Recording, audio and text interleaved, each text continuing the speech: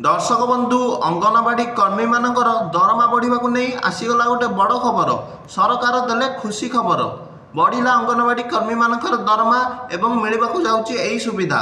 तेबे कौन रही संपूर्ण अपडेट जानापी भिडियो शेष पर्यंत देखूँ एवं नुआकरी चैनल टी आसते चैनल टी लाइक और सब्सक्राइब कर दिंतु। अंगनवाड़ी कर्मी मानकर बहुदिन आंदोलन पर सरकार तंकर दुख शुणा जाउछंती।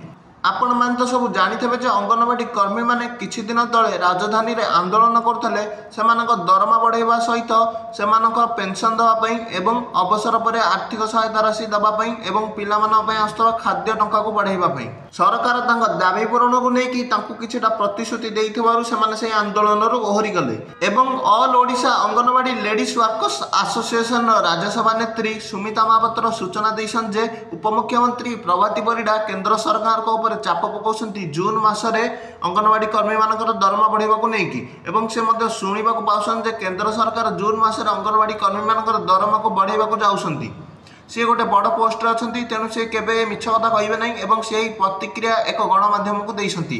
तेज यह आज खबरटी अंगनवाड़ी कर्मी मैंने प्रथम तो स्ट्राइक रू ओहरी गले और द्वितीयतः राज्यसभा नेत्री जी अच्छा all Odisha anganwadi ladies workers association Sumita Mahapatra सी सूचना देते जून मास अंगनवाड़ी कर्मी मान दरमा बढ़ा जाऊँगी।